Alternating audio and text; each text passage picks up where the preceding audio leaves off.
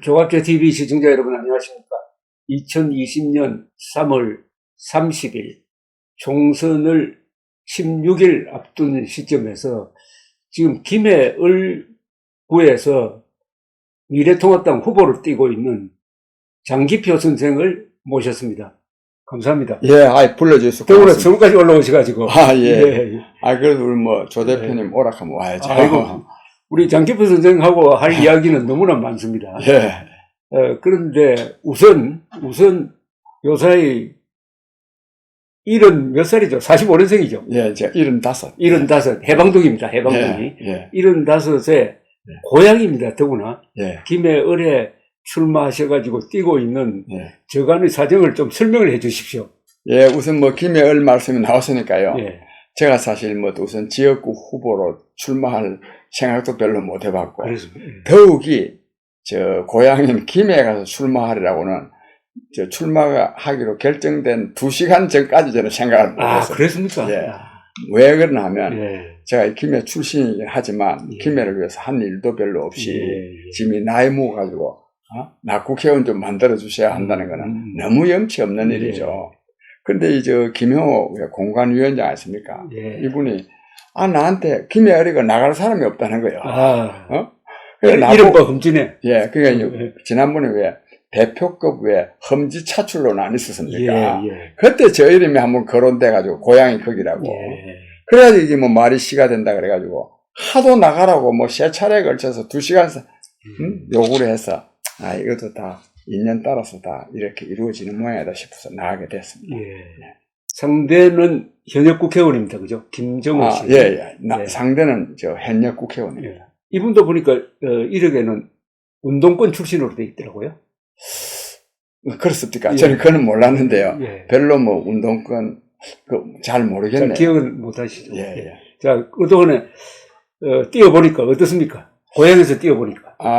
전 사실, 이분의 고향에 가기 전에, 이분이 4.15 총선은 정말 이 문재인 정권의 국정 파탄을 나라의 주인인 국민이 엄중하게 심판하는 선거가 되리라고 저는 본래 그렇게 생각해 왔습니다. 예. 우리 조 대표님 잘 아시는 바와 같이 문재인 정권 들어서 가지고, 지금은 한 2년 10달 정도 돼 갑니다만은, 한 2년 정도 경과하면서, 나라가 정말 거들나다시피 한 거 아닙니까? 경제는 파탄나고, 안보는 사실, 대한민국 국방부 장관인지 북한 국방부 장관인지 잘 모를 정도가 돼 있고, 안보 실종에다가 교육 붕괴, 외교 고립에, 정말 총체적으로 국정 파탄을 맞고 있고, 특히 여기다가 조국 사건 아니습니까? 그렇죠. 정말 위선과 불법과 비리의 극치, 위선과 기만의 이 전형인 조국이를 옹호해가지고 법무부 장관을 임명하는 이 정권을 어떻게 국민이 용납하겠습니까? 그래서 지난번에 광화문에 10월 달에 3일, 9일, 25일 100만 명 이상인 사람들이 모여서 규탄도 했지만 결국 국민적 응징을 하려고 그러면 선거를 맞아야 됩니다. 저는 이번 4.15 총선에서 국정을 총체적으로 파탄내고 있을 뿐만 아니라 조국이 같은 이 위선과 이 불법의 전형인 사람을 전형적으로 심판하는 그런 선거가 되리라고 봐서 저는 선거 분위기가 저는 좋다고 생각합니다. 근데 여기다가 김해는 더 그렇습니다. 그래요? 예, 김해는 왜 그러냐면 말하자면 노무현 전 대통령의 고향이라서 특별하게 어렵다고 생각됐는데 그렇지 않아요? 예, 그런 인식이 일반화돼 있죠. 근데 김해 사람들이 그것도 노무현 대통령 지난 시기의 일이고요. 지금은 이 김해가 말하면 농업지역, 곡창지대가 아닙니다. 완전히 공업지역화했습니다. 김해시에 있는 공장 수가 7,700개가 넘습니다. 안산 다음으로 개수가 많답니다. 다만 규모가 작을 뿐이죠. 그래서 전부 다 이 공장들이 다 이 창원이나 이 창원공단, 또 녹산공단, 사상공단에 하청기업들이 많거든요. 그게 지금 이 문재인 정권의 경제 파탄으로 말미암아서 직격탄을 맞고 있는 것이 김해입니다. 그런데 어떻게 김해 시민들이 그냥 있을 수 있겠습니까? 김해 시민들이야말로 경제를 파탄내고 있는 이 문재인 정권을 심판하려고 벼르고 있죠. 자, 그런데 이제 코로나 사태가 났을 때는, 이 코로나 사태 대처를 잘못해가지고, 이번 총선에서 심판을 받겠구나 했는데 이제는 거꾸로 돼가지고 예. 코로나 사태를 잘 극복했다 예. 해서 여당에서 그것을 오히려 예. 총선에서 이 홍보를 하는 포인트로 삼고 있습니다. 그리고 오늘은 문재인 대통령이 이 소득 하위 70% 되는 가정에 뭐 최고 100만 원씩 예. 8조입니다. 8조를 예. 지급한다고 예. 이거 다 선거와 연관되는 거고 예. 이 쓰나미 같은 이 사태를 과연 적절하게 막을 수 있을까요? 제가 좀 야당이 우선요 이 코로나 사태를 이 정부가 잘 극복해 가고 있다고 자화자찬하지 않습니까? 그렇죠. 네. 이거는 진짜 자화, 자기가 그린 그림, 자기가 칭찬하는 것일 뿐입니다. 코로나 사태에 대해서요 제대로 대처하지 못했죠. 정부는 네. 그나마 지금 이 유럽이나 미국에서 굉장히 많이 확산되는데도 불구하고 우리나라는 그만큼의 확산 속도는 안 되지만 그렇죠. 초기에 우리가 중국 다음으로 확진자 수가 그렇죠. 많았지 않습니까? 그렇죠. 근데 그나마 좀 이 진정이라기보담도 미국이나 유럽만큼 확산되지 않는 것은 우리나라의 어로진들의 이 높은 이 어로 기술과 또 헌신적인 노력, 또 자원봉사자들의 또 이 열렬한 또 지원, 그리고 또 우리 국민들도 말이죠. 다른 미국이나 카나다나 다른 유럽에서는요, 우리나라처럼 마스크를 이렇게 철저히 그렇죠. 착용하지 않습니다. 맞습니다. 우리나라는요, 이 국민 예방 수칙을 철저히 지켜가지고 맞습니다. 거의 지금 99%가 지금 마스크를 착용하고 있습니다. 그렇죠. 이런 국민적인 노력에 의해서 그나마 덜 확산되고 있는 것이지, 문재인 정부가 제가 지금 지난 거 일일이 따져서 비판하고 싶지 않습니다만, 뭘 잘한 게 있습니까? 지금 와가지고요, 외국인 지금 전부 다 지금 전원 다 2주간 격리한다 하는 거 아닙니까? 초기에요, 중국으로부터 나갔더라면은 이렇게 확산되지 않았습니다. 정부는 할 말이 없는 사람들입니다. 예. 그리고 오히려 이 정부가 지금 자꾸만 잘했다고 자화자찬하는 것은 어로진 자원봉사자들, 우리 국민에 대한 모독일 뿐입니다. 어제 황교안 대표가 이번에 코로나 방역에 성공한 이유 중에 하나가 박정희 대통령 때부터 시작된 의료보험, 예. 의료보험이 뒷받침되었기 때문이다. 이런 예. 이야기를 했어요. 예. 그건 그 말에 대해서 어떻게 생각하세요? 그것도 그렇죠. 그것도요, 우리나라의 국민건강보험제도가요, 굉장히 잘 되어 있다고 지금 세계적으로 평가를 받고 있지 않습니까? 이것이 박 대통령부터 시작된 거죠. 여기다가 또, 마침 우리 미래통합당의 선대위원장으로 어제 취임한 우리 김동연 씨가 또 보건복지부 장관 할 때도 이 의료보험제도가 초기에는 공무원, 직장인들만을 상대로 한 것이었습니다. 그런데 이것이 계속 발전해 왔습니다. 그렇습니다. 예, 발전해 왔습니다. 그런데 과거에 메르스 때 지금의 집권 세력이 한 행동을 보면은 그게 비하면은 지금 야당인 미래통합당은 너무나 얌전하고 순응적이고 협조적인 것 같아요. 그러니까 국민들이 잘못한 게 있어도 야당이 지적 안 하니까 잘한 거라고 주장하는데 넘어가는 거 아닙니까? 저는 야당이 꼭 지적을 안 한 건 아니라고 봅니다. 많이 지적했는데 지금 이 제도 언론들 아니십니까? 특히 좀 대중이 많이 상대하는 이 공중파 방송국, 이 공중파 방송국이 완전히 그냥 정부 앵무새 아닙니까? 그래서 그렇지. 그리고 또 언론도요, 주눅들이 들어가지고 언론들도 그래서 그렇지. 실제로 저는 그러나 미래통합당은 생긴 지 얼마 안 되고 사실 자유한국당에 중대한 책임이 있죠. 근데 자유한국당의 책임은 싸워야 할 포인트를 정확하게 잡아가지고 못 싸운 책임이 못 싸운 책임도 있지만 그보다도요 자기를 정화하지 않은 책임이 더 큽니다. 탄핵받은 정권 아닙니까? 그렇죠. 박근혜 대통령만 탄핵당한 게 아니고 그 정당도 탄핵당한 거 아닙니까? 그랬으면요 진정으로 참여하고 그 다음에 이걸 혁신했어야 됩니다. 그런데 그동안 요즘 조금 덜합니다만 맨날 친박차고 반박차고 그랬으니까 이 국민들이 제대로 야당에 대한 신뢰가 없었죠. 이것이 문재인 정권의 행포가 국정 파탄이 계속된 원인 중에 하나입니다. 그래서 우리 미래통합당도 반성해야 됩니다. 지금 여론조사 나타나는 것 보면은 지금 미래통합당이 제1당은커녕 지금 현재 의석, 개헌 저지선을 유지할 수 있느냐 하는 것도 불안해 보이는데 그게 사실이거든요. 저는 그렇게 생각하지 않습니다. 현장에서 느끼는 분위기는 또 다르죠. 저는 전혀 그렇지 않습니다. 그렇습니다. 왜냐하면 우리가 국민을 믿어야 됩니다. 국민을 믿어야 되는데 우선 국민을 믿는다는 말씀은 조금 이따 하고 우선요. 오늘 아침에도 제가 신문에 보니까 황교안 대표 선거구 또 오세훈 씨 선거구, 나경원 씨 선거구에 마치 미래통합당 후보가 많이 지는 걸로 나와 있습니다. 이거는요, 미래통합당 후보, 이거는 진짜 잘못된 여론조사라고 생각합니다. 그렇지 않습니다. 내가 황교안 씨 쪽에, 그 대표 쪽에 연락해봤지 않습니까? 지금 여론조사가 어떻게 나오냐 그러니까 많이 떨어진 데는 6%, 그리고 한 군데는 한 4%. 그래서 내가 왜 저 사람들이 저렇게나 10몇 %씩 떨어지는 것을 보도하는 걸 그대로 두고 있느냐. 그걸 빨리 보도자료를 만들어 돌려라. 내가 이렇게 말한 일도 있거든요. 즉, 그만큼 떨어져 있지 않습니다.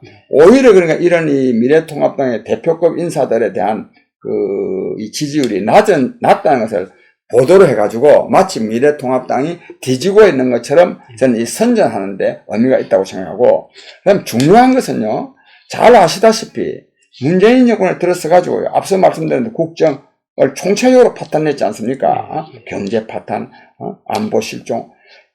근데다가 또 이 부도덕의 극치 아닙니까, 이게. 조국이 같은 사람을 말이요. 그 조국이가 드러나기 전이라면 모르는데, 이 불법과 비리, 위선과 기만이 다 드러났는데 법무부 장관을 임명한 정권 아닙니까? 얼마나 그래가지고 국민이 분노에 찬 마음으로 광화문에 와서, 문재인 대통령 물러나라고 외쳤습니까? 국민을 이기는 정권은 없습니다. 즉, 이런 이 국정 파탄, 그 다음에 부도덕에 대한 국민적 심판이 이번 4.15 총선에서 나타날 겁니다. 자, 자유한국당이라는 아주 좋은 이름을 미래통합당으로 바꿨는데, 이 이름 바꾼 게 선거운동하는데 지장이 없어요? 그거는 저는 많이 못 느껴봤는데요. 왜냐면 제가 자유한국당 이름으로 해본 일이 없으니까. 근데, 어쨌든, 이건 미래통합당은 영구적인 당명은 될 수가 없습니다. 통합이라는 게. 그러나, 어쨌든 야권이 통합했고, 또 미래를 지향한다는 의미를 담고 있어서, 저는 미래통합당으로, 당명을, 저도 또 그 당명 만드는데 또 일조도 한 사람이고, 저는 찬성한 사람입니다. 근데 미래통합당으로 알리는데 이 명칭 문제로 해서 기억이 잘 안 돼요. 이 정당 이름이. 기억이 안 되는 거는요. 더불어민주당도 저는 정치를 전문으로 해도요. 잘 안 되는 경우가 있고 그리고 이 군소정당은 선전하는데 힘듭니다. 힘드는데 이 큰 정당은요. 매일 나오는 거니까 나오는 거고 또 번호도 있지 않습니까? 맨 앞에 1번, 2번으로 나오기 때문에 당명이 헷갈려서 투표에 차질을 빚지는 않을 겁니다. 그래서 그런지 이번엔 2번 찍자 이런 걸로 하더라고. 이번엔 2번 찍자. 그 말은 그런 점에서 2번이 좋죠. 그거는 이제 미래통합당보다는 2번 당이라는 이야기인데. 자, 그런데 이번에 보니까 이 공약으로 이 공직자의 특권을 폐지하자 이런 구호를 내보셨던데. 저는 이것이 이게 제1구호입니다. 우리 조 대표님 잘 아시는 바와 같이 우리 정치가 얼마나 국민으로부터 불신받고 있습니까? 불신을 넘어서 혐오받고 있습니다. 혐오당하고 있습니다. 어디 가서 국회의원 가면요 누가 바로 쳐다보려고도 하지 않습니다. 이렇게 된 데는 여러 가지 원인이 있지만 고위 공직자들이요, 특히 국회의원들이 너무 많은 특권을 누리고 있기 때문에. 그래 봅니까? 안 그렇습니까? 근데 이 특권을 누리는 월급, 이걸 또 세비라고 그래요. 나는 왜 그러는지도 모르겠어요. 연봉이면 연봉이지. 세비라고 그러죠. 세비라 그러는데, 세비도 많은 것도 한 달에 1,520만 원입니다. 많은 것도 문제지만, 그 항목을 보면요. 일반 세비라는 게 있어요. 일반 세비라는 건 한 500만 원 정도 됩니다. 특수활동 세비라 그래가지고 또 300만 원. 그래, 명절 휴가비가요. 설에 400만 원, 추석에 400만 원입니다. 또 차량 유지비가 있고요. 유류비가 또 있습니다. 온갖, 급식 지원비. 누구는 월급 받아가지고 밥 먹는 거지. 급식 지원비, 심지어는 택시비, 우표비, 또 항공권, KTX 차, 이런 온갖 명목의 특권을 누리고 있으니까, 이 국민들이 이걸 믿을 수 있겠습니까? 또 스스로 이런 특권을 스스로 포기하지 않는 그런 자세로 국민을 위한 정치를 할 수 있겠습니까? 할 수 없습니다. 그래서 저는 대통령, 장차관, 국회의원 등 차관급 이상의 모든 그 정무직 공직자, 1급을 말하는 게 아닙니다. 1급은 연봉이 1억이 되든지 이건 진급에가 올라가는 거니까. 정무직, 지가 하고 싶어서 하는 거. 그렇죠. 지가 하고 싶어서 하는 사람의 월급은 근로자 평균 임금인 330만 원으로 하고, 예? 판공비라 하는 거 아닙니까? 예. 이거 다 없애야 됩니다. 없어요. 안 그래요? 필요한 경비는요, 지출 결의서 써가지고 타서 쓰면 되는 겁니다. 그 다음에 심지어는요, 5급 공무원 이상이면 카드가 하나씩 다 나옵니다. 예. 예? 그 카드 가지고 주로 뭐 하느냐? 친구들하고 밥 먹는 데 씁니다. 예? 이런 거 다 없애야 됩니다. 그러고 지금 그래서 저는 또 보좌관도 있죠. 국회의원은 보좌관이 지금은 전에는 7 플러스 2인데 예. 지금 8 플러스 1이 됐어요. 9명인데? 예, 9명인데 저는 이 세 사람만 써야 된다고 생각합니다. 그런데 그런데 제가 다른 사람하고 다른 것은 이런 말은요, 시민단체 쪽에서도 국회의원 특권 내려놓기라는 말로, 내려놓는다는 말 자체도 엎여 있는 말 아닙니까? 뭘 내려놓습니까? 이런 운동이 많이 있었습니다. 시민운동에서. 실천한 사람은 없었지. 또 스스로도, 국회의원 스스로도 그런 말을 한 사람이 많이 있습니다. 있는데, 그게 실천을 안 됐습니다. 한 번도 안 됐습니까? 한 번도 안 됐죠. 근데 그래 하면서 더 올라갔죠. 근데 핑계는 뭐냐? 법이 개정되지 않았기 때문에.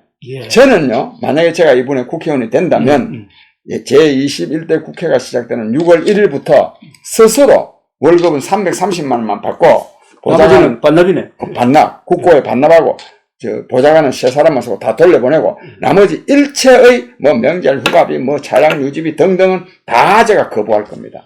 저는 장기표 선생의 인격을 감안할 때 당선되면은 최초의 국회의원이 되겠구만요. 이렇게 하는 최초의 정치 혁명의 바람이 듭니다. 제가 이걸 하면 다른 사람하고 다릅니다. 아시는 분. 다른 사람도 따라와야 됩니까? 따라오죠. 안 따라오면 국회의원 되기 힘들죠. 그렇게 됩니다. 예. 거기다 여기다가요. 이걸 국회의원에서 이제 확산시키겠다는 거 아닙니까? 확산시켜서 마침내 장차관까지 대통령요. 대통령 먹는 거 경조사비 다 국가 예산에서 다 나오는 거 아닙니까? 그래가지고 대통령이 왜 연봉이 2억 한 1,000만 원 되거든요? 그렇죠. 한 달에 한 1,800만 원씩 받거든요? 이 받아가지고 대통령 월급이 저축해가지고 재산이 늘어나고 있습니다. 국민은 지금 살기 죽겠다 하는데 대통령이 지금 월급 모아가지고 재산 늘어나면 되겠습니까? 그래서 이런 걸 제가 전부 다 만들어낼 겁니다. 아까 그 정의를 잘 하시던데 이 정무직은 자기가 하고 싶은 직책이다. 그럼요. 그러니까 이 정도의 말하자면 희생은 감춰야 된다. 이 희생이 아닙니다. 희생이 아니라고. 정무직을 맡을 정도가 되면요. 이미 다 다른 생활을 먹고 살만한 게 있다. 먹고 살 만큼 돼 있고, 심지어 연금도 많이 나옵니다. 진짜 봉사할 자세가 되어 있어야 됩니다. 그러면 우리나라 지금 큰 정치 주제 중에 하나가 이 특권청. 특권청의 이 특권을 개혁하고 제한하는 게 우리 정치 주제가 되어야 된다. 그런 생각 갖고 계십니다. 저는 그걸 갖고 있습니다. 제가 이번 제1의 구호가 정치혁명입니다. 국회의원 특권 폐지입니다. 고위공직자 특권 폐지하면 좀 추상적으로 보이기 때문에 제가 또 앞으로도 국회의원이 되려고 하는 사람이고, 국회의원 특권 폐지를 제1공약으로 내세우고 있습니다. 자, 그러면 이게 돼야 국민을 위한 국정운영 정치가 됩니다. 지금 우리 현 2020년 오늘날 대한민국에서 특권청을 어떤 식으로 개념 규정합니까? 특권청이 주로요, 고위공직자들이 제일 특권청이에요. 고위공직자. 그 다음에 기득권청이 많이 있죠. 민주노총 같은 사람들. 민주노총. 그 근로자 전체의 평균 임금은요, 약 아까 말씀드렸는데 330만 원 아닙니까? 근데 민주노총 조합은 전체의 평균이 약 한 7천만 원 정도 됩니다. 그 다음에 민주노총 주로 대기업으로 이루어져 있거든요. 대기업 근로자들의 평균 임금은 연봉이 9천만 원 이상입니다. 그렇죠. 중소기업 사장보다 더 나은 거 아닙니까?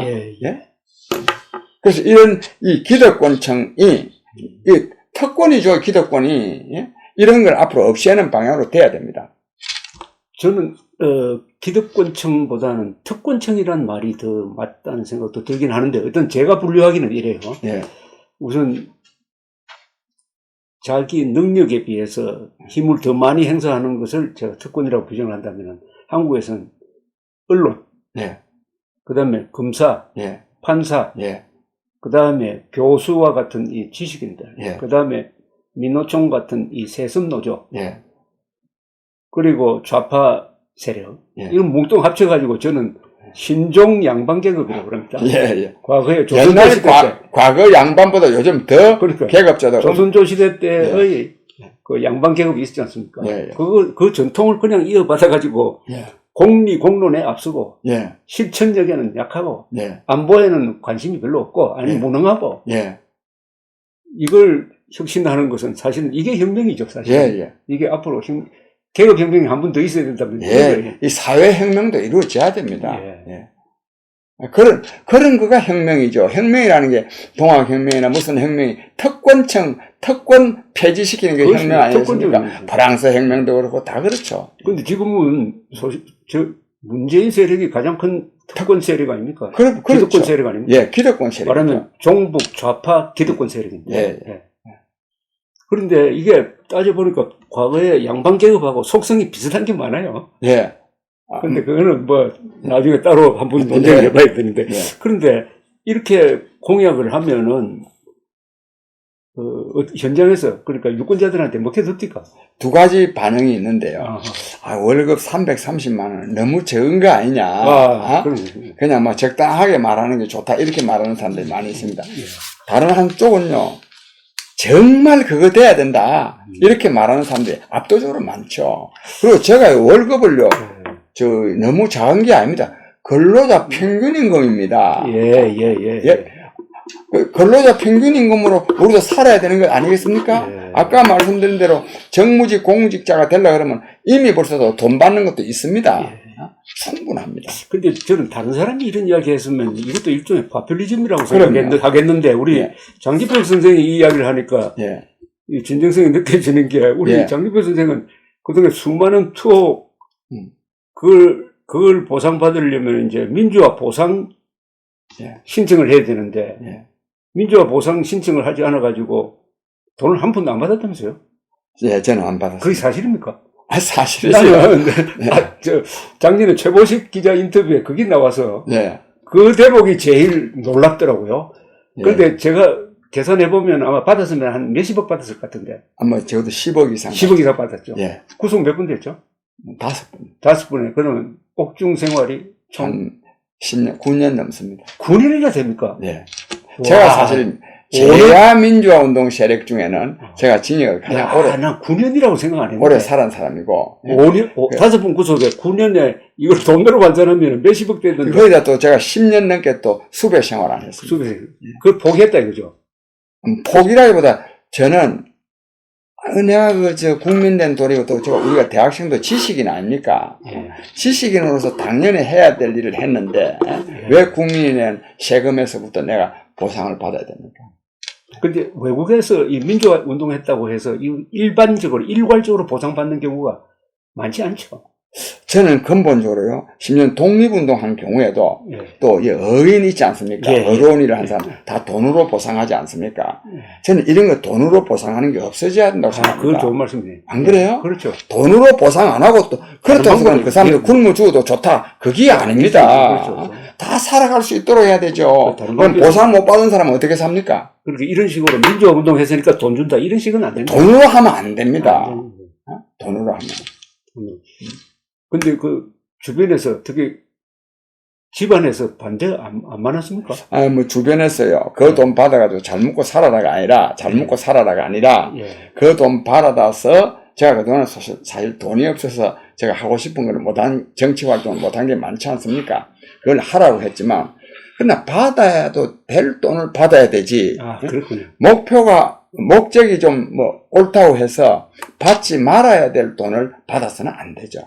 다른 분들한테 가서 이 장기표 선생의 이 이야기를 제가 하면은 어떤 반응은 또 이렇더라고. 그건 너무 장기표다운 행동이다. 그 돈 받아가지고 좋은 데 쓰면, 맞아. 그런 논리가 많거든요. 많지. 저는 그게 동의하지 않습니다. 동의하지 절대로 동의하지 않습니다. 우리 장기표 선생을. 그게 자칫하면요, 말하자면, 아무리 목적이 선량하면 수단이 나빠도 된다, 이런 거하고 조금은 다르지만은 같은 거거든요. 예. 연결된 뭐 아주 철학적인 이야기네. 예. 그런데 우리 장기표 선생하고 알고 지낸 지도 참 오래됐는데. 예, 저하고 뭐 조영래 변호사 예. 사무실에서 만난 게 처음인 것 같은데. 예. 1985년쯤. 예. 제가 기억나는 게 하나 있어요. 예. 뭐냐. 그게 1989년인데. 예. 그때 수배 중이었다고요? 예. 무슨 사건 때문에 수배 중인지 모르겠는데. 예. 89년입니다. 예. 제 월간조선에 기자할 때인데 저한테 전화가 왔어요. 예. 그래 좀 만나자고. 예. 그래 어디서 만났어? 예. 호텔에서 만났어요. 예. 만나서 내한테 뭘 물어봤는지 기억납니까? 기억이 안 나. 난 기억나요. 뭐냐면 내가 그때 월간조선에 김현희 인터뷰를 했거든. 대한항공 폭파 김현희. 예. 그런데 김현희가 진범이 맞더냐고 내한테 묻더라고. 아, 그래? 장 선생님. 예. 왜 묻냐 하니까 요새 가짜라는 이야기가 막 퍼지는데 예. 좌파 운동권 사이에서 예. 내가 인터뷰를 했기 때문에 예. 진범인지 아닌지 물으러 왔다는 겁니다. 예. 그런데 진범 맞다고. 예. 그래서 제가 놀란 게, 아니, 경찰을 피해가지고 도망다니는 사람이 예. 그 사실 확인하기 위해서 예.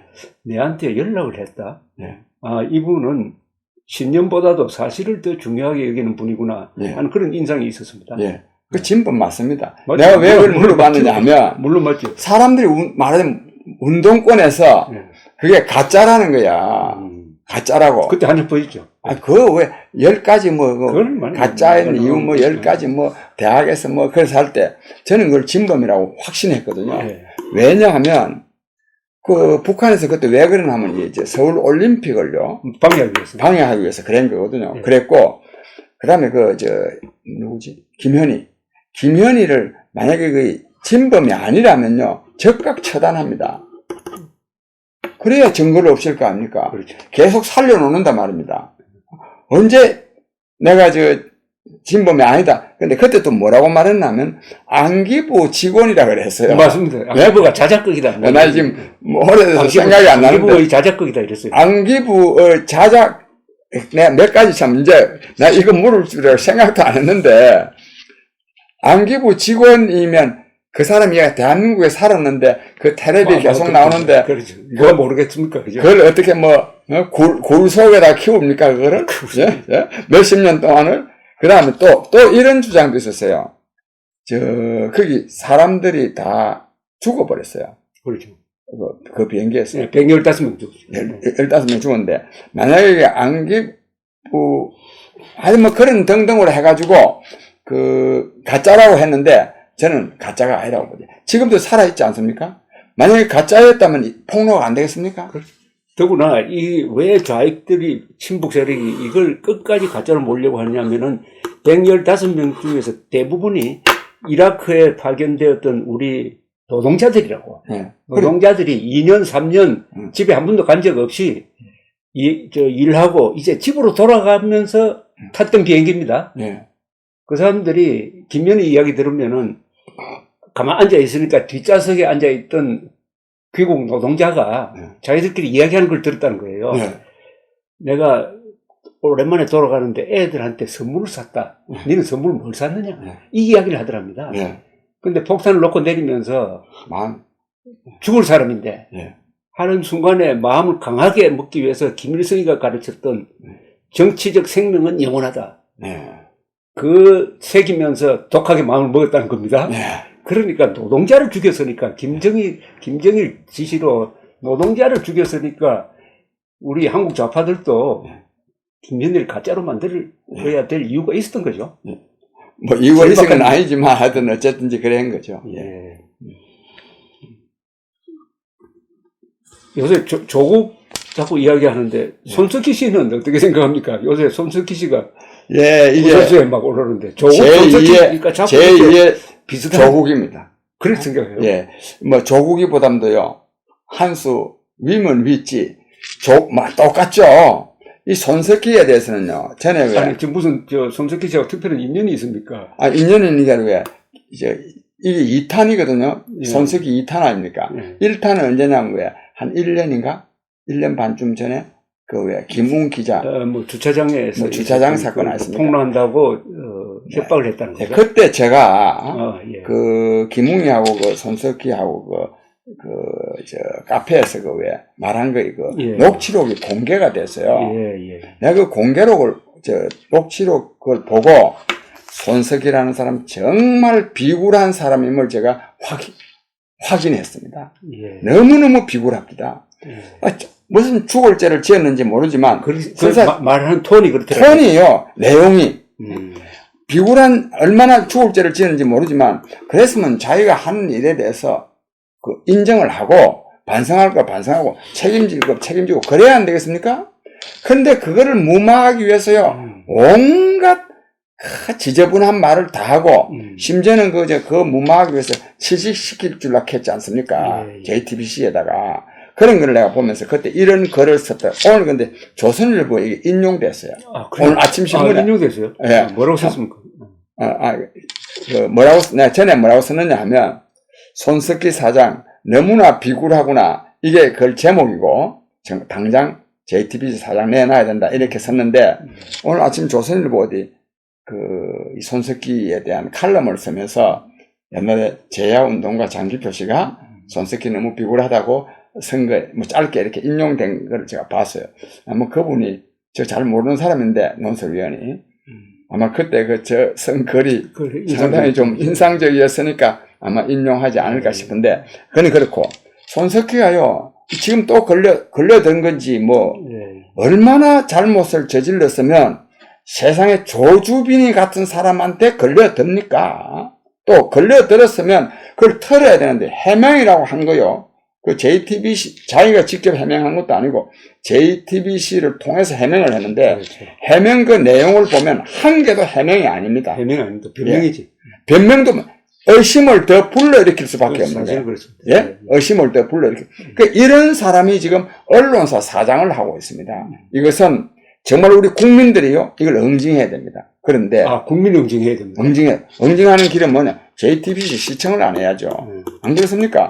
지금 그 시청률이 높다 해가지고 지금 홍석현 씨가 계속 지금 두고 있는 거 아니겠습니까? 예. 뭐 다른 이유도 있지만 그래야 되고 근데 이 과가요 이 세 사람이 다 같은 과입니다. 조국이, 손석희, 문재인 정권, 부도덕하고 파렴치한, 후안무치한 이거 이분에요. 4.15 총선에서 엄중하게 심판해야 됩니다. 그 다음에 손석희 씨는 이번에는 절대로 그냥 넘기면 안 됩니다. 이 사장직에서 떨쳐나오게 하고 그 진상을 조사해서 밝혀야 됩니다. 근데 이 정권이 밝힐 가능성이 희박해요. 이게 정말 만약에 밝히지 않으면 더욱더 우리 국민들이 손석희도 비난해야 되지만 이 정부도 비난해야 됩니다. 국민이 응징해야 된다는 말이 아주 상당히 충격적으로 들리는데요. 예. 국민이 응징해야 된다. 국민이요. 나라의 주인인데. 한 언론인을 국민이 응징해야 된다? 예. 아니, 나라의 주인이 국민 아닙니까? 예. 여론 정치 아닙니까? 우리가 이 투표를 통해서 주권을 행사해서 말하면 정치의 주인이기도 하지만 여론의 주인, 언론도 우리가 국민이 바로잡아야 됩니다. 예. 지금 언론인 입장에서 손석희 언론인의 행태에는 이런 문제가 있습니다. 첫째, 그런 협박을 받아서 돈을 뜯겼으면 우선 신고를 해야 됩니다. 그럼요. 예. 신고하는 것은 한 시민의 의무입니다. 의무죠. 동시에 두 번째가 중요합니다. 취재를 해야 됩니다. 예. 기자니까. 예. 취재를 해가지고 기사를 쓰므로써 후속 피해자가 없도록 만들어야 됩니다. 예. 그걸 하지 않았어요. 예. 그 다음에 이번에 해명문 자체는 해명문을 읽어보니까 이런 식으로 기사를 쓰면은 그 기사는 쓰레기통에 들어가야 됩니다. 예. 육하 원칙이 없어요. 예. 육하 원칙에서 제일 중요한 게 언제 아닙니까? 예. 그리고 언제가 없어요.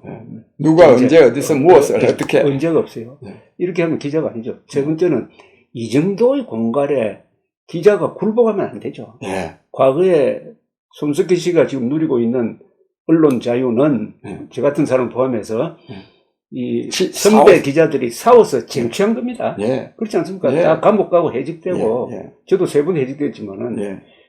쟁취한 언론 자유를 공짜로 누리고 있어요. 예. 공짜로 누리고 있으면서 언론 자유를 남용해가지고 팔아먹고 있어요. 언론을. 팔아먹는다는 말은 선동 안 나요. 예. 권력 취향에 맞춰가지고 예. 지금 JTBC와 손석희가 한 게 문재인 정권과 괴를 과치하는 보도를 집중적으로 하면서 전두환 전 대통령을 완전히 허위 기사로 몰아세우고 하는, 또 기무사 계엄령 문건 파동이라는 게 있지 않습니까?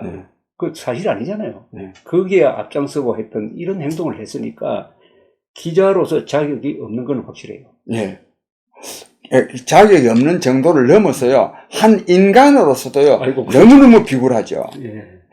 그런데요, 비굴한 것만 또 야비해요. 삼성을 또 걸고 그건 좀 너무. 예. 그렇지 않습니까, 이게? 삼성이 약방의 감초입니까? 동네 북입니까? 그래, 썰쩍해가지고 마치 삼성의 무슨 희생물 비슷하게 지금 만들려고 하고 있고, 틀림없이요, 그것도 떨거지들이 있잖아요, 주변에요. 그것도 또 손석희를 옹호하는 논리로 써먹을 겁니다. 그것도 이런 식으로 이해하면 돼요. 아니, 삼성이 자기를 뒷조사한다면은, 그것도 고발해야지. 고발하기 전에 취재해가지고 기사를 썼어야지. 예. 기자는 기사를 쓰는 겁니다. 기자는 고발을 하는 게 아니고, 기사를 쓰지 않고. 국민은 고발도 해야 됩니다. 아니, 이런 중대한 사안이 있는데 왜 자기가 덮습니까? 예. 써야죠. 예. 써야죠. 안 썼다는데 문제가 있는데. 그런데 우리 장기표 선생과 또 연관되는 기억이 참 많이 나는데, 1992년에 민중당을 만들었죠. 예, 만들었죠. 그때 민중당 만들 때, 예. 이재호, 이우재, 예. 그 다음에, 김낙중, 예. 그 다음에 김문수, 예. 이런 분들이 만들었는데, 예. 그게 또 북한에서 내려온 간첩 사건하고 막 연루가 돼가지고, 예. 그때도 구속 한 번 안 됐어요. 구속됐었죠. 예. 이제 그게 어떻게 보면 좌파 운동권에 몸담았던 마지막이었죠, 그게. 제가 좌파운동, 그런 식의 좌파운동 한 게 아닙니다. 근데 그 사건은 어떻게 된 겁니까? 그 사건은요, 북한에서요, 운동권을 죽이기 위해서, 공작한 겁니다. 정말 이거는요, 정말 중대한 문제인데요, 중앙정보부와, 그때 안기부다.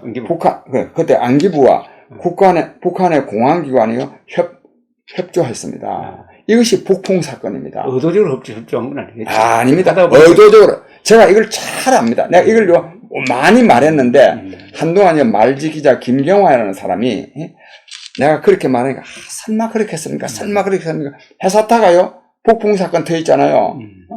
돈 받고요, 남한으로 총쏘고 그랬지 않습니까? 저 중국에서 만나는 거 왜 흑금소인가 사건 있지 않습니까?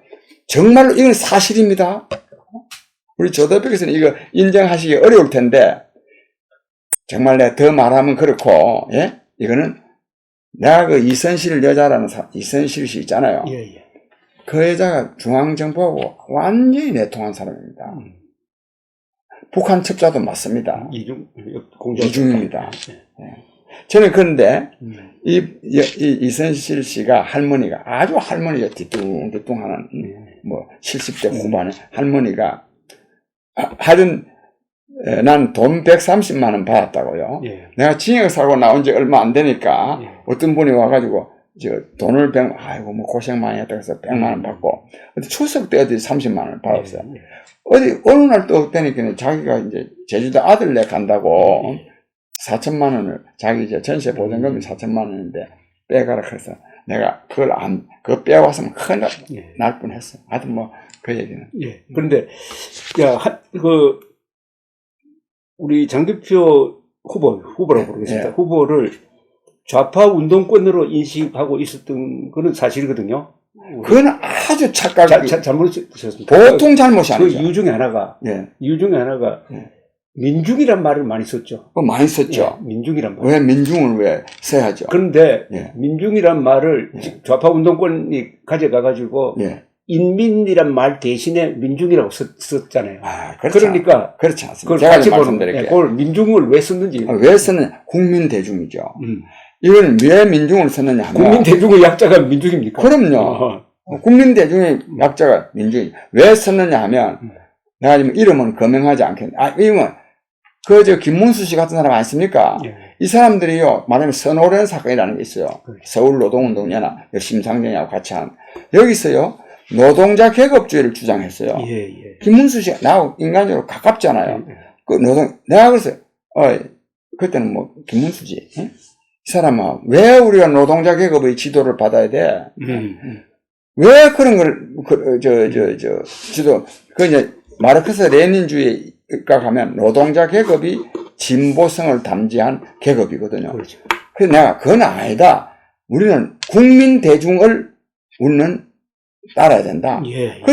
그래서 내가 노동자 계급주의, 즉, 프롤레타리아 민주주의를 주장할 때, 내가 민중주체 민주주의를 주장한 겁니다. 이것이 민중민주주의입니다. 근데 이것이 또 이제 다른 데 또 변질돼가지고 마치 뭐 인민민주주의, 오늘 어려운 얘기가 나오는데, 옛날 얘기가 나오는데, 전혀 이 민중을 주장한다고 해서, 그거 만약에 이른바 보수 지식인들이 그렇게 자꾸 말하면요, 민중표 떨어지는 일입니다.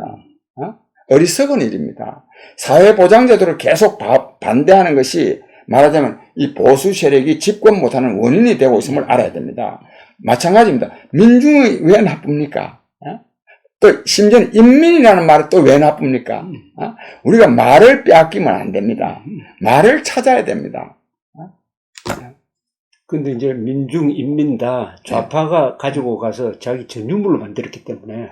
그런데 그걸 전유물, 그 다음에 잘 저는요, 한 번도요, 마르크스 레닌주의에 경도된 일이 없습니다. 예?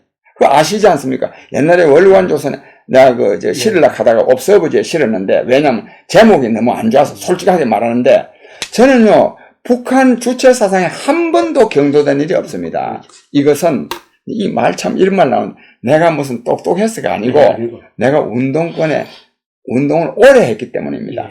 마르크스 레닌주의가 우리 사회에 범람한 것은 81년도 이후부터입니다. 그렇죠. 예? 그 다음에 주체 사상이 우리 사회에 범람한 것은 1985년도부터입니다. 나는 언제부터 운동을 했냐면 1964년도부터 운동을 했거든요. 그렇죠.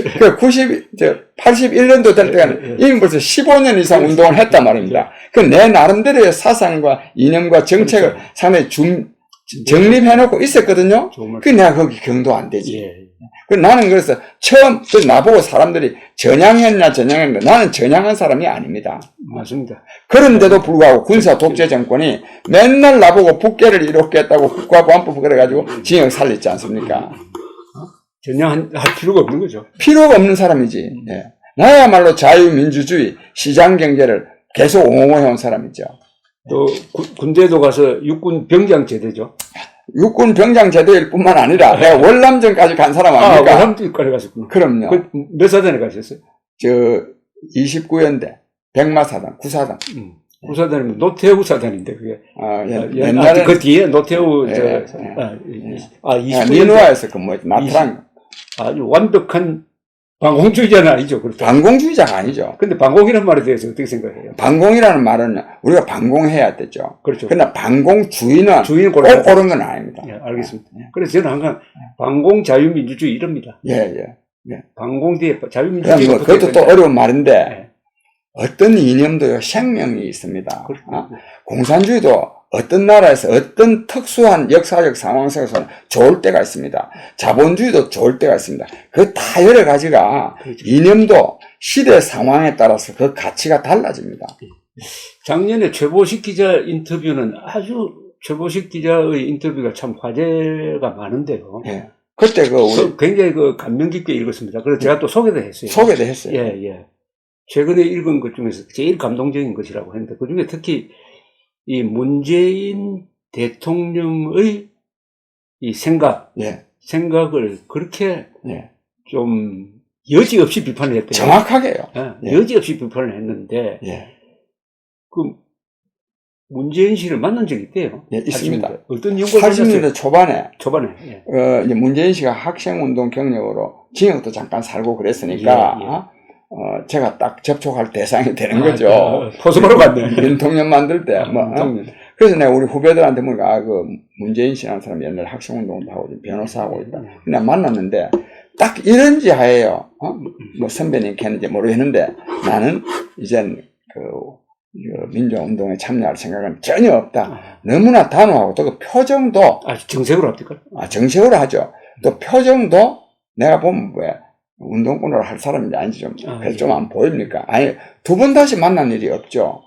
근데 이 사람이 지금요, 마치 뭐 자기가 뭐 운동을 전문으로 한 양, 뭐 또 광주 가서 또 뭐 눈물도 흘리고, 야, 그렇지만 안 했어도 말 안 합니다. 뭐 민주화 운동이라는 걸 더 한 사람도 있고, 덜 한 사람도 있고, 더 많이 한 사람도 있지. 저같이 좀 민주화 운동 많이 한 사람이 뭐 누구 덜 했다고 해서 비난하는 거, 이거는 전혀 옳지 않습니다. 그런 사람도 아닙니다. 그러나 이게 너무 마치 뭐 지가 무슨 민주화 운동을 전매특허 낸 것처럼 해서 하니까 내가 그걸 비판했고, 그 다음에 그 최보식 기자 그것도요, 내가 그 나이 살아나 가지고 뭐 돈 안 받으니 이런 거 말할 생각이 없었어요. 없었는데, 1호신문 기자를 만나가지고, 인터뷰를 한 게 아니고, 나를 한번 보고 싶다 그래서 저녁 먹으면서 온갖 얘기를 하다가 보니까, 1호신문에 양면에 걸쳐서 보도가 됐어요. 그래서 최보식 기자가 그걸 보고, 뭐 했어. 그래서 보도가 된 겁니다. 그러니까 지금 문재인 대통령의 심리를 그래서 내가 그 중에 중요한 말씀은 한번 더 뭐냐면 내가 그 기사에서 아주 상당히 중요한 거는 박근혜에게 최순실이가 한 명이었다면 문재인에게는 최순실이가 10명 이상이라는 이야기에서 이건 딱 맞는 말입니다. 그렇습니까? 지금 문재인 대통령이 강해서 악해서가 아니라 무능해서 온갖 사람들이 말하면 여기서 말하면 저기서 말하면 이렇게 하는 겁니다. 그래서 지금 이게 지금 국정이 파탄나고 그 심리의 핵심에 일종의 콤플렉스가 있다는 거죠. 자기는 운동권 콤플렉스가 이력이 있죠. 너무 약한데 주변은 전부 다 막 감옥에 갔다 오고 막 이러니까 다 또 주사파적인 생각을 가지고 있음에도 이건 아닌데라고 하면서도 끌려가는 면이 있겠네. 그러니까 이제 신영복 씨 책 읽은 거 뭐 전환시대의 논리 계산하는 거 아니습니까? 이거 전부 다 운동권 콤플렉스의 발동이죠. 자기가 언제 신영복 씨하고 뭐 인연이 있어서 신영복 씨 책을 뭐 꼭 읽고 그러겠습니까? 즉 자기가 마치 운동권인 양 폼 잡아라 그러니까 겉멋입니다. 겉멋이죠. 겉멋. 그래서 내가 그때 그랬잖아요. 광주 5.18 그 추도식 때 가가지고 뭐 그때 자기가 참석하지 못해서 뭐 미안하다고 그랬었거든요. 그랬다면 그 이후에요, 자기 대통령 돼가지고, 그 참배하기 전, 대통령 되기 전에 왜 비서실장 안 했습니까? 그때 참배했겠죠. 그 이전에요, 근 30년 동안 한 분도 그 마을동묘 참배한 일이 없지 않습니까? 우리 장기표 선생이 이야기할 때는 전태일 이야기가 나옵니다. 그죠? 전태일, 분신 자살을 한 게 1970년이죠? 70년. 70년, 자살을 했고, 그걸, 물론 그 전부터 운동을 하셨지만은, 그걸 계기로 해가지고, 노동운동에 뛰어든 겁니까? 그걸 계기로 해가 아니라, 저는 하여튼 우리 사회를 근본적으로 변화시키려고 그러면은, 학생과 노동자가 중요하다고 본 사람이에요. 그래서 저는 학생운동도 열심히 했고, 그런데 관심을 갖고 있던 차에 전태일 사건이 생긴 겁니다. 그래서 제가 아주 전태일을 말하자면 부활케 하는데 그렇죠. 뭐 일조를 했죠. 그때 서울대학교 학생 서울대학교 학생이었죠. 복학생. 복학생. 군대 갔다 왔어요. 늦었습니다. 그죠? 1970년이니까. 그리고 이제 전태일 평전이라는 게 나왔는데 우리 장기표 선생 이름으로 나왔죠? 아니 조영래 씨가 썼죠. 성진 또 조영래 썼잖아요. 썼는데 이제 내가 자료를 제공했구나. 기초 그 메모를. 그래서 필자가 장기표시라는 이미지가 있었는데 그게 아니고 서기는 조영래 변호사가 그때 수배 당하면서 쓴 거죠. 조영래 변호사도 수배를 굉장히 오래 당했고. 오래 수배. 한 6년간 수배 생활. 그러다 11.6 사건 나고 나서 이제 다시 나타났는데 그 수배 중에 쓴 게 참 잘 쓴 책입니다. 대단한 책이죠. 아주 따뜻하게, 읽어보면 좀 따뜻하게 느껴요. 따뜻하죠. 그 전태일 씨에 대해서. 전태일 씨는 대단한 사람이죠. 그렇습니까? 진정으로, 정말로 약자를 위해서 헌신하는. 그리고 또, 그러면서도요, 전태일은 꿈이 굉장히 높았습니다. 그러니까 자기가 공부도 초등학교 4학년밖에 못 다녔거든요. 고등국민학교, 그 중학교 과정 1년 그것도 제대로 못 마쳤어요. 청옥 고등국민학교라고. 그러니까 배운 게 별로 없잖아요. 얼마나 또 가난했습니까? 그러면서도요, 근로자는 말할 것도 없고 모든 사람이 정말 인간답게 살기를 바라는 높은 꿈을 가지고 그것을 실현하기 위해서 노력하다가 안 되니까 내 한 몸 죽으면 그렇지. 뭔가 좀 변화가 안 있겠나 해가지고 자기 어머니한테 그 짐을 뭐 넘겼다 할까 좀 맡기고 죽은 사람 아닙니까? 어머니가 이소선? 예, 이소선 여사. 예. 지금 살아계십니까? 돌아가시죠. 지금 한 7년 전. 예. 그 집안하고 정말 인연이 많으시네. 저는 뭐 완전 한 가족 형제같이 예. 가족처럼. 예. 그렇게 사람이 좋습니다. 사실 가까운 사이일수록 멀어지기가 쉽거든요. 근데 우리는 뭐 그렇지 않습니다. 조영래 변호사가 간 지가 1990년인데. 예, 90년. 1990년. 예. 조영래 변호사에 대해서 생각을 많이 하죠. 뭐 잘 아시잖아요. 예. 조영래 죽었을 때 다들, 예. 이제 장기표 큰일 났다. 한 말이 나올 정도로, 조영래하고 저하고는 뭐 너무너무 잘 아시잖아요. 우리 같이 또 만나고. 근데 이 방송을 듣는 분은 몰라요. 예. 다 이렇게 근데 우리 장 선생은 이렇게 운동을 하다가 나중에 이제 정치를 합니다. 그죠? 예. 이제 민중당을 계기로 해가지고 출마를 여러 번 하셨는데, 예. 이번 출마가 6번째입니다. 아니, 그건 그렇고, 이 야단은 내가 갈 시간 된대. 예. 이걸로 마무리하죠. 예. 이번 출마가 6번째입니다. 저는 몰랐는데, 언론사에서 기자들이 조사를 했는데 6번 떨어지고, 이번은 7번째랍니다. 그동안 왜 떨어졌어요? 제가 군소정당을 계속 했으니까, 떨어질 수밖에 없지. 새천년 민주당 후보를 한번 나왔어요. 그때 이제 보궐선거 때. 내가 이제 그런 뭐 사정이 한 번 있습니다. 예. 지금 가셔야 되죠? 아니, 뭐 괜찮습니다. 예. 자, 그런데 운동과 정치는 다르죠? 제가 이제 왜 저 운동을 하다 그랬나 하면, 1987년, 이른바 6월 민주항쟁을 통해서 군사독재가 이제 끝난 거 아닙니까? 그렇다면 이제 운동권이 책임 있는 정치 활동을 해야 돼요. 정치를 하고 싶다면. 그래서 제가 합법정당을 운동권에서 맨 먼저 주장한 사람 아닙니까? 그렇죠. 정당으로 우리가 나아가야 된다. 그게 민중당이었죠. 그게 민중당이죠. 근데 민중당은 아까 북한이 공작에 들어와서 실패해버리고. 그렇죠. 북한이 공작 때문에 실패한 것이 아니라 우리의 여러 가지 능력 부족으로 이미 실패를 했는데, 그 북한에서 공작한 거는 그건 다른 차원에서 저를, 사실 문익환 목사하고 저를 말하자면 죽이려고 한 겁니다. 그래서 돈을 문익환 목사한테는 비밀로 보냈어요. 아주 통장으로 참. 비밀로가 아니고 통장으로 보내고 나한테는 만나가지고 100만 원을 주고 주려고 그랬는데 내가 안 받았지. 김낙중은 간첩 맞잖아요. 간첩이라기보다 그분은 당한 거죠. 그래도 200만 달러를 받았습니다. 200만 달러. 저는 근데 그걸 절대로 받지 않았다고 생각했는데 본인 만났더니 받았습니다. 그 받아가지고 자기 집 마당에 파묻어 놓았던 걸 다시 발굴하고 했으니까. 근데 그 돈이, 뭐, 저는 그 말은 오래 안 하겠는데요. 북한에서 뭐 한다고 200만 달러를 주겠습니까?